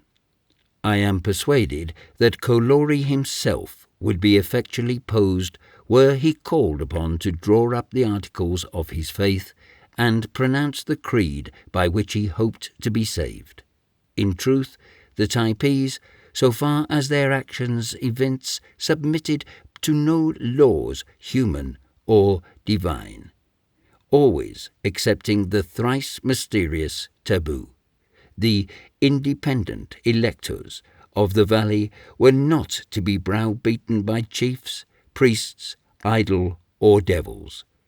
As for the luckless idols, they received more hard knocks than supplications. I do not wonder that some of them looked so grim and stood so bolt upright as if fearful of looking to the right or the left, lest they should give any one offence. The fact is, they had to carry themselves pretty straight or suffer the consequences. Their worshippers were such a precious set of fickle-minded and irreverent heathens that there was no telling when they might topple one of them over, break it to pieces, and, making a fire with it on the very altar itself, fall to roasting the offerings of breadfruit and at them in spite of its teeth. In how little reverence these unfortunate deities were held by the natives was on one occasion most convincingly proved to me. Walking with Korikori through the deepest recesses of the groves, I perceived a curious-looking image, about 6 feet in height, which originally had been placed upright against a low paipai, surmounted by a ruinous bamboo temple, but having become fatigued and weak in the knees, was now carelessly leaning against it. The idol was partly concealed by the foliage of a tree which stood near, and whose leafy boughs drooped over the pile of stones, as if to protect the rude fane from the decay to which it was rapidly hastening. The image itself was nothing more than a grotesquely shaped log, carved in the likeness of a portly, naked man with the arms clasped over the head, the jaws thrown wide apart, and its thick, shapeless legs bowed into an arch. It was much decayed. The lower part was overgrown with a bright, silky moss. Thin spears of grass sprouted from the distended mouth, and fringed the outline of the head and arms. His godship had literally attained a green old age. All its prominent points were bruised and battered, or entirely rotted away. The nose had taken its departure, and from the general appearance of the head it might have been supposed that the wooden divinity, in despair at the neglect of its worshippers, had been trying to beat its own brains out against the surrounding trees. I drew near to inspect more closely this strange object of idolatry, but halted reverently at the distance of 2 or 3 paces, out of regard to the religious prejudices of my valet. As soon, however, as Corry perceived that I was in one of my inquiring, scientific moods, to my astonishment he sprang to the side of the idol, and, pushing it away from the stones against which it rested, endeavoured to make it stand upon its legs.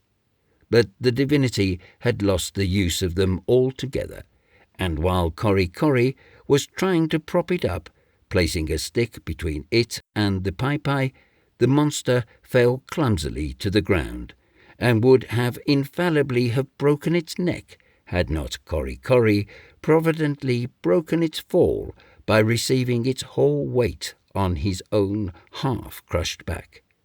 I never saw the honest fellow in such a rage before.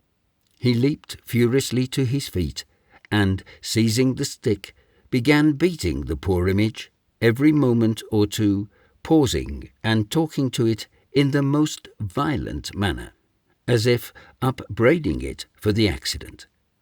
When his indignation had subsided a little, he whirled the idol about most profanely, so as to give me an opportunity of examining it on all sides. I am quite sure I never should have presumed to have taken such liberties with the god myself, and I was not a little shocked at Corry's impiety. This anecdote speaks for itself. When one of the inferior order of natives could show such contempt for a venerable and decrepit god of the groves, what the state of religion must be among the people in general is easy to be imagined. In truth, I regard the Typees as a backslidden generation. They are sunk in religious sloth, and require a spiritual revival. A long prosperity of breadfruit and coconuts has rendered them remiss in the performance of their higher obligations. The wood-rot malady is spreading among the idols. The fruit upon their altars is becoming offensive. The temples themselves need rethatching. The tattooed clergy are altogether too light-hearted and lazy, and their flocks are going astray.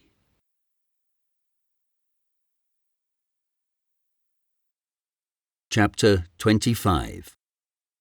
General information gathered at the festival. Personal beauty of the Typees. Their superiority over the inhabitants of the other islands. Diversity of complexion. A vegetable cosmetic and ointment. Testimony of voyagers to the uncommon beauty of the Marquesans. Few evidences of intercourse with civilized beings. Dilapidated musket. Primitive simplicity of government. Regal dignity of Mehevi.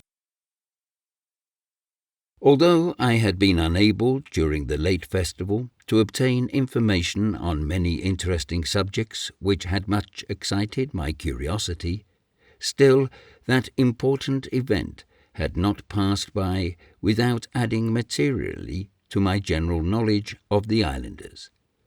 I was especially struck by the physical strength and beauty which they displayed, by their great superiority in these respects over the inhabitants of the neighbouring bay of Nukuheva, and by the singular contrasts they presented among themselves in their various shades of complexion.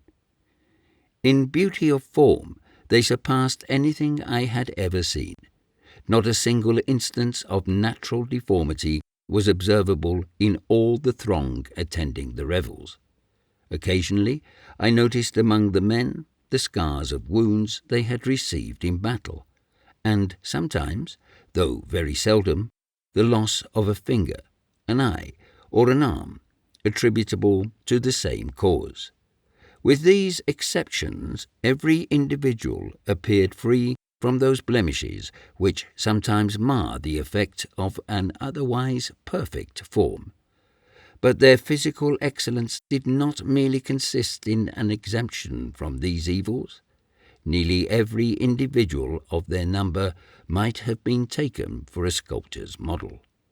When I remembered that these islanders derived no advantage from dress, but appeared in all the naked simplicity of nature, I could not avoid comparing them with the fine gentlemen and dandies who promenade such unexceptional figures in our frequented thoroughfares.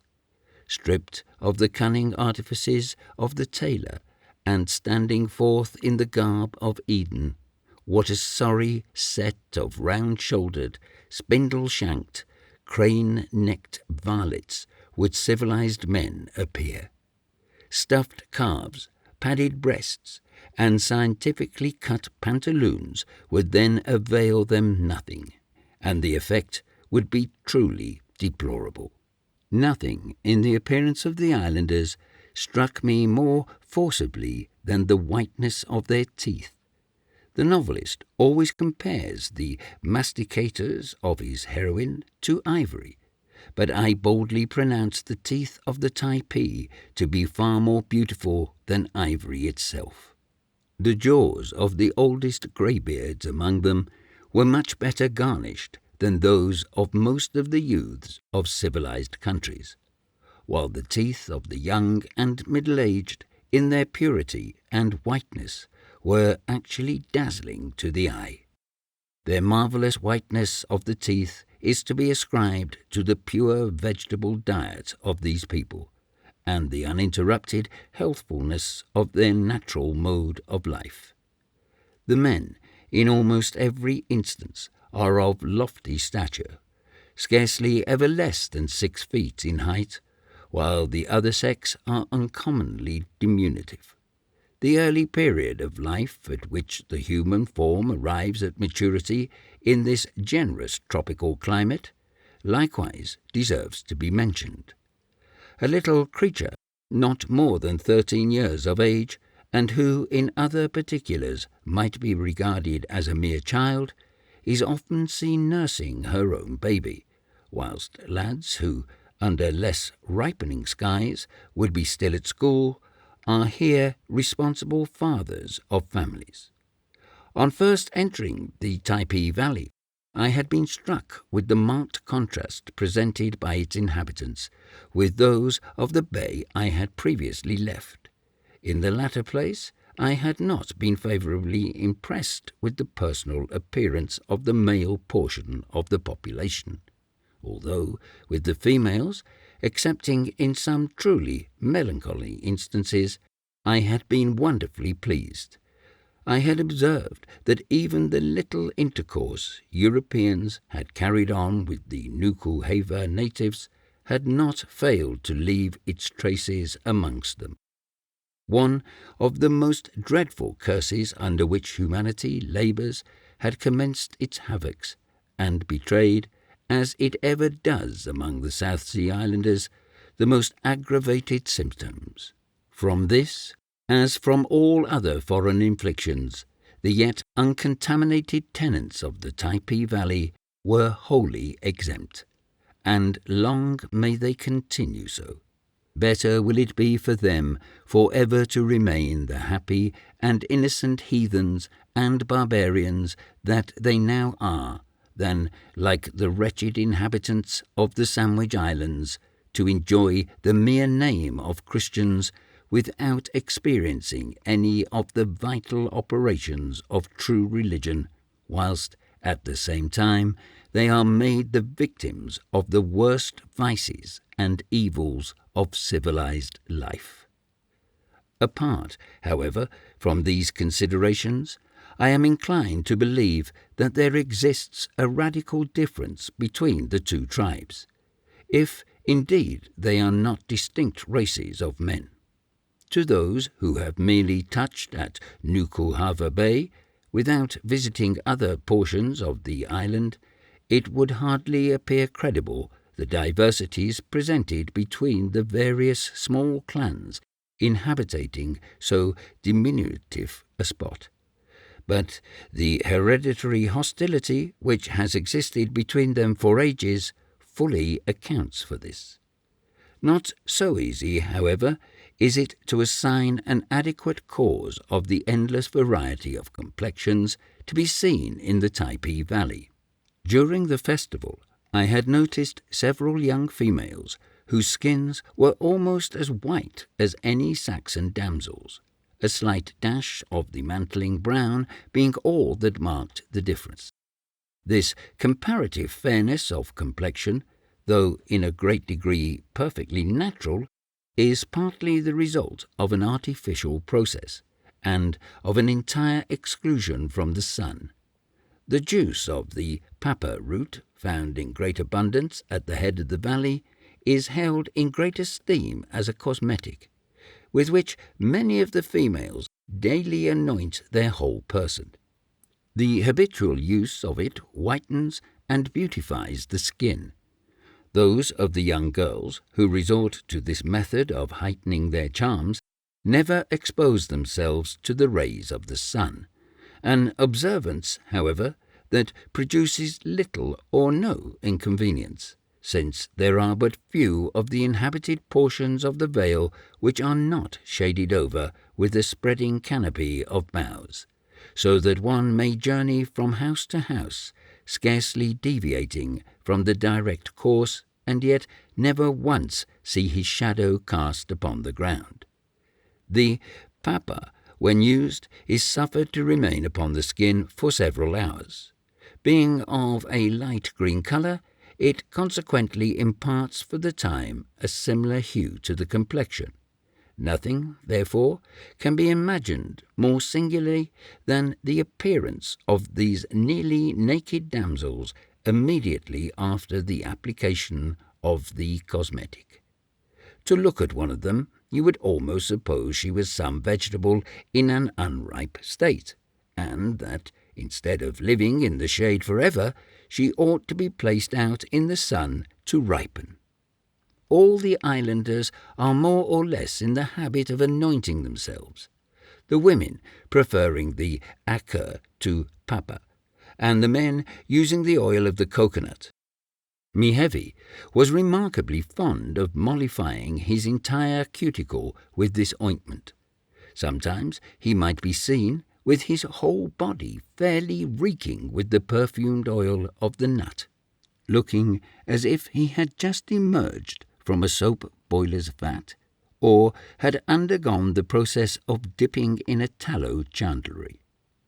To this cause, perhaps, united to their frequent bathing and extreme cleanliness, is ascribable in a great measure the marvellous purity and smoothness of skin exhibited by the natives in general. The prevailing tint among the women of the valley was a light olive, and of this style of complexion Fairway afforded the most beautiful example. Others were still darker, while not a few of a genuine golden colour, and some of a swarthy hue. As agreeing with much previously mentioned in this narrative, I may here observe that Mendana, their discoverer, in his account of the Marquises, described the natives as wondrously beautiful to behold, and as nearly resembling the people of southern Europe. The first of these islands seen by Mendana was La Medellina, which is not far distant from Nukuhava, and its inhabitants in every respect resemble those dwelling on that and the other islands of the group. Figueroa, the chronicle of Mendana's voyage, says that on the morning the land was descried, when the Spaniards drew near the shore, there sallied forth in rude progression about 70 canoes, and at the same time many of the inhabitants, females I presume, made towards the ships by swimming.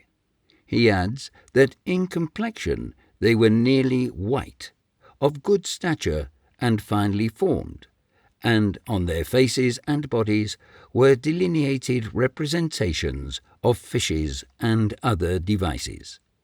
The old Don then goes on to say, there came, among others, 2 lads paddling their canoe, whose eyes were fixed on the ship. They had beautiful faces and the most promising animation of countenance, and were in all things so becoming that the pilot mayor Queiroz affirmed nothing in his life ever caused him so much regret as the leaving of such fine creatures to be lost in that country.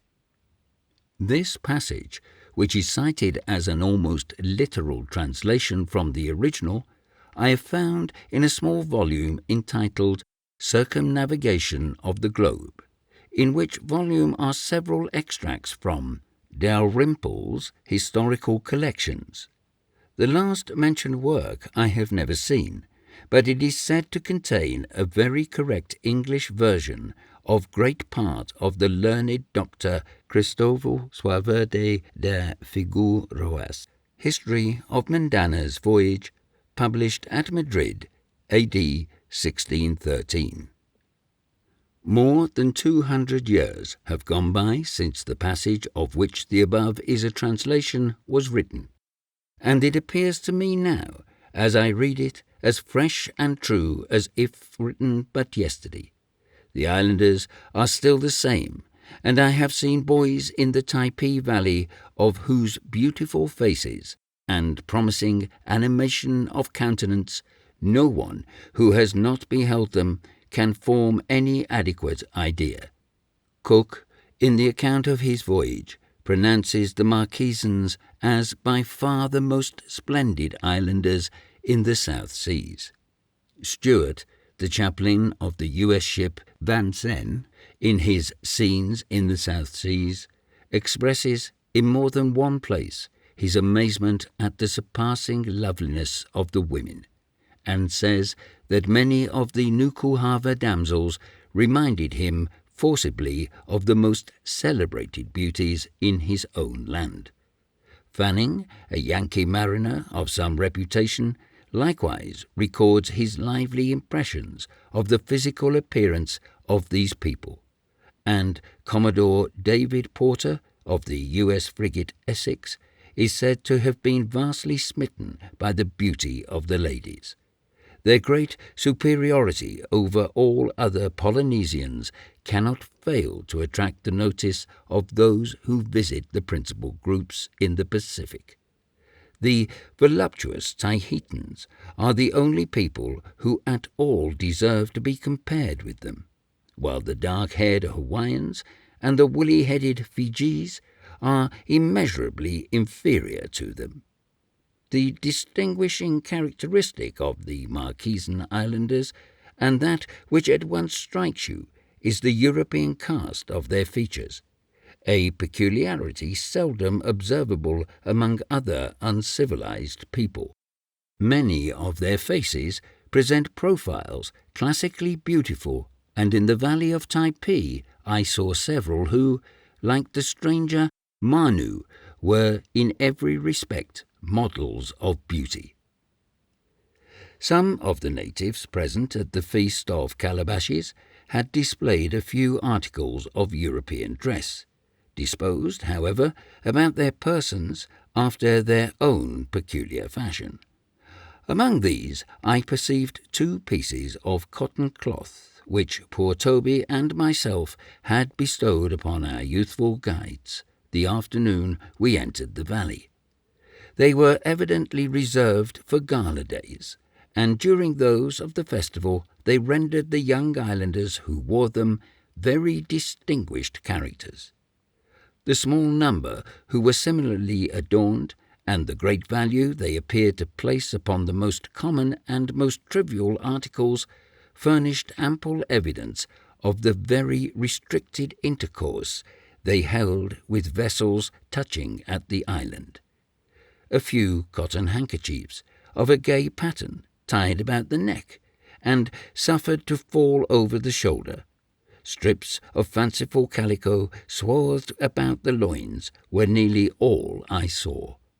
Indeed, throughout the valley there were few things of any kind to be seen of European origin.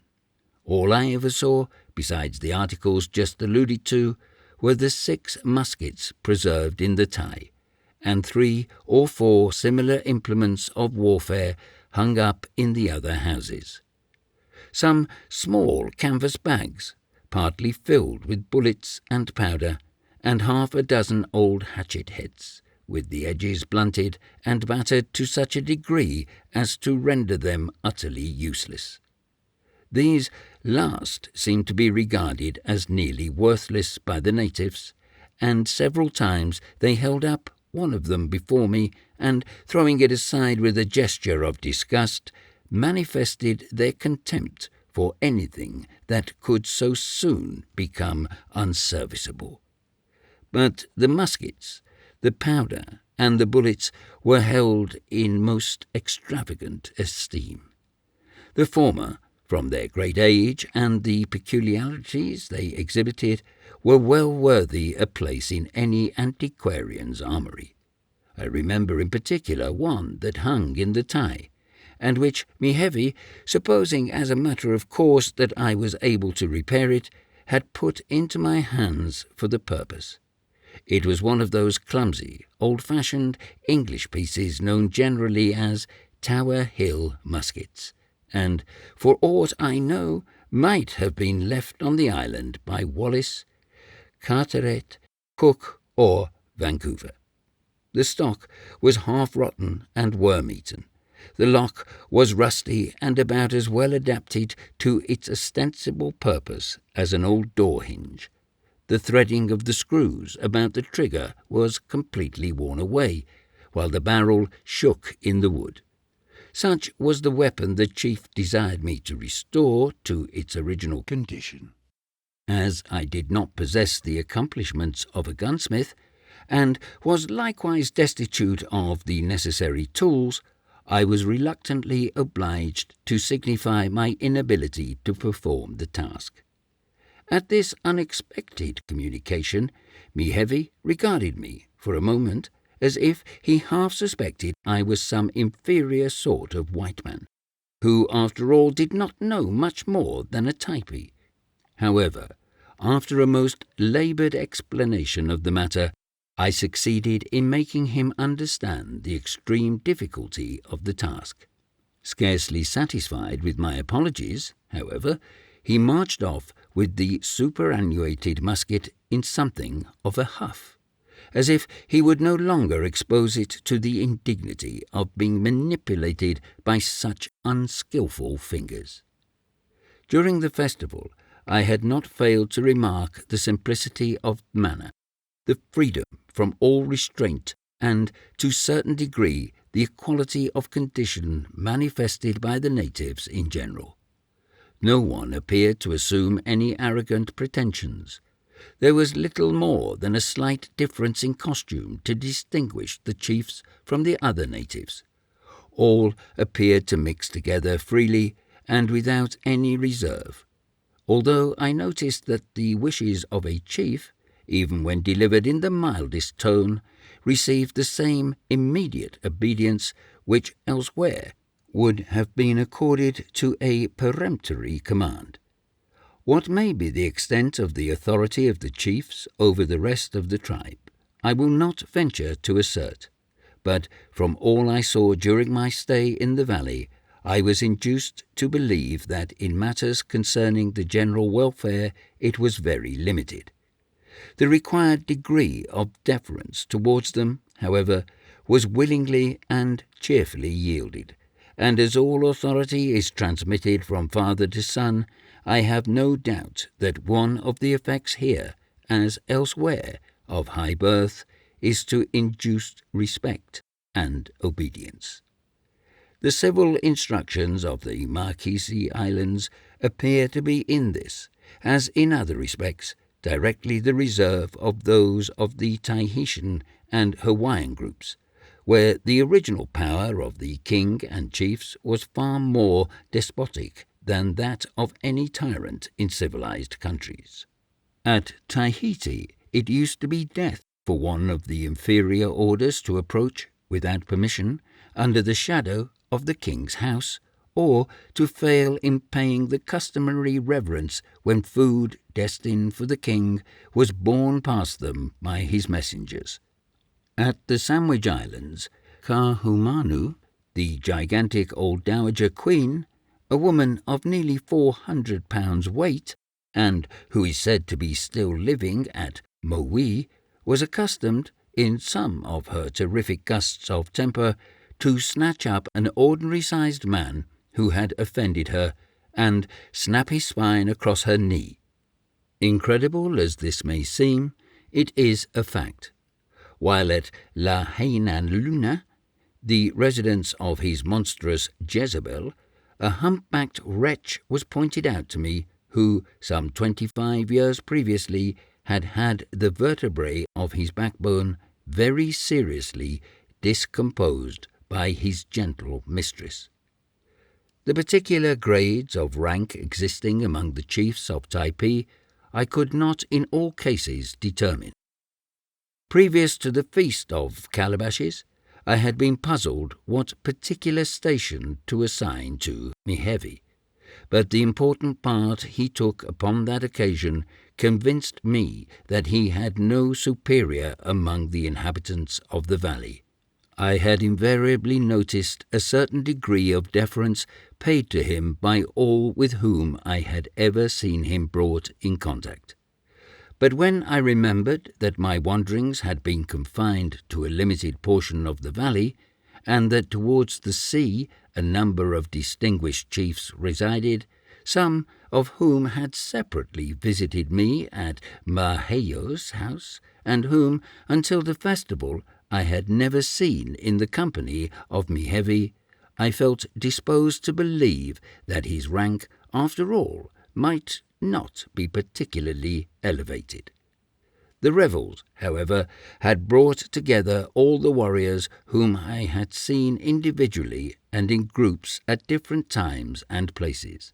Among them, Mihevi moved with an easy air of superiority, which was not to be mistaken, and he, whom I had only looked at as the hospitable host of the Thai, and one of the military leaders of the tribe, now assumed in my eyes the dignity of royal station.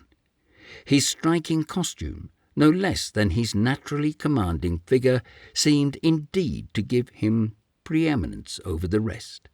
The towering helmet of feathers that he wore raised him in height above all who surrounded him, and though some others were similarly adorned, the length and luxuriance of their plumes were inferior to his. Mihevi was, in fact, the greatest of the chiefs, the head of his clan, the sovereign of the valley, and the simplicity of the social instructions of the people could not have been more completely proved than by the fact that, after having been several weeks in the valley and almost in daily intercourse with Mihevi, I should have remained until the time of the festival ignorant of his regal character. But a new light had now broken in upon me. The Thai was the palace, and Mihevi the king, both the one and the other of a most simple and patriarchal nature. It must be allowed, and wholly unattended by the ceremonious pomp which usually surrounds the purple. After having made this discovery, I could not avoid congratulating myself that Mihevi had from the first taken me, as it were, under his royal protection, and that he still continued to entertain for me the warmest regard, as far at least as I was enabled to judge from appearances. For the future, I determined to pay most assiduous court to him, hoping that eventually, through his kindness, I might obtain my liberty.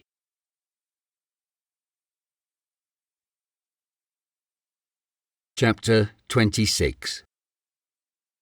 King Mihevi, allusion to his Hawaiian Majesty, conduct of Maheo and Mihevi in certain delicate matters, peculiar system of marriage, number of population, uniformity, embalming, places of sepulture, funeral obsequies at Nukuhava, number of inhabitants in Typee, location of the dwellings, happiness enjoyed in the valley. A warning. Some ideas with regard to the present state of the Hawaiians. Story of a missionary's wife. Fashionable equipages at Oahu. Reflections. King Mihevi, a goodly-sounding title, and why should I not bestow it upon the foremost man in the valley of Typee? The Republican missionaries of Oahu cause to be gazetted in the Court Journal, published at Honolulu, the most trivial movement of His Gracious Majesty, King Kamehameha III, and their Highnesses the Princes of the Blood Royal. And who is His Gracious Majesty, and what the quality of this blood royal? His Gracious Majesty is a fat, lazy, Negro-looking blockhead with as little character as power. He has lost the noble traits of the barbarian without acquiring the redeeming graces of a civilized being, and, although a member of the Hawaiian Temperance Society, is a most inveterate dram-drinker. Accounts like these are sometimes copied into English and American journals. They lead the reader to infer that the arts and customs of civilized life are rapidly refining the natives of the Sandwich Islands. But let no one be deceived by these accounts. The chiefs swagger about in gold lace and broadcloth, while the great mass of the common people are nearly as primitive in their appearance as in the days of Cook. In the progress of events at these islands, the two classes are receding from each other. The chiefs are daily becoming more luxurious and extravagant in their style of living, and the common people more and more destitute of the necessaries and decencies of life. But the end to which both will arrive at last will be the same. The one are fast destroying themselves by sensual indulgences, and the other are fast being destroyed by complication of disorders, and the want of wholesome food. The resources of the domineering chiefs are wrung from the starving serfs, and every additional bauble with which they bedeck themselves is purchased by the sufferings of their bondsmen, so that the measure of the gewgaw refinement attained by the chiefs is only an index to the actual state in which the greater portion of the population lie grovelling. The blood royal is an extremely thick, depraved fluid, formed principally of raw fish, bad brandy, and European sweetmeats, and is charged with a variety of eruptive humours, which are developed in sundry blotches and pimples upon the august face of Majesty itself, and the angelic countenances of the princes and princesses of the blood royal. Now, if the farcical puppet of a chief magistrate in the Sandwich Islands be allowed the title of king, why should it be withheld from the noble savage Mihevi, who is 1,000 times more worthy of the appellation? All hail, therefore, Mihevi, king of the Cannibal Valley, and long live and prosperity to his Typean Majesty. May heaven for many a year preserve him, the uncompromising foe of Nukuhava and the French, if a hostile attitude will secure his lovely domain from the remorseless inflictions of South Sea civilization. Previously to seeing the Dancing Widows, I had little idea that there were any matrimonial relations subsisting in Typee, and I should as soon have thought of a platonic affection being cultivated between the sexes as of the solemn connection of man and wife. To be sure, there were old Maheo and Tina, who seemed to have a sort of nuptial understanding with one another, but for all that I had sometimes observed a comical-looking old gentleman, dressed in a suit of shabby tattooing, who had the audacity to take various liberties with the lady, and that too in the very presence of the old warrior, her husband, who looked on as good-naturedly as if nothing was happening. This behaviour, until subsequent discoveries enlightened me, puzzled me more than anything else I witnessed in Typee. As for me Heavy, I had supposed him a confirmed bachelor, as well as most of the principal chiefs. At any rate, if they had wives and families, they ought to have been ashamed of themselves, for sure I am they never troubled themselves about any domestic affairs. In truth, me Heavy seemed to be the president of a club of hearty fellows who kept bachelor's hall in fine style at the Thai.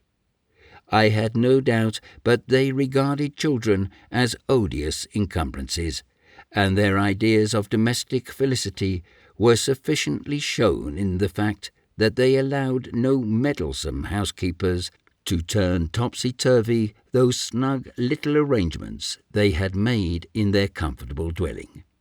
I strongly suspected, however, that some of these jolly bachelors were carrying on love intrigues with the maidens of the tribe, although they did not appear publicly to acknowledge them. I happened to pop upon me Heavy's 3 or 4 times when he was romping, in a most undignified manner for a warrior king, with one of the prettiest little witches in the valley. She lived with an old woman and a young man in a house near Maheo's, and although in appearance a mere child herself, had a noble boy about a year old,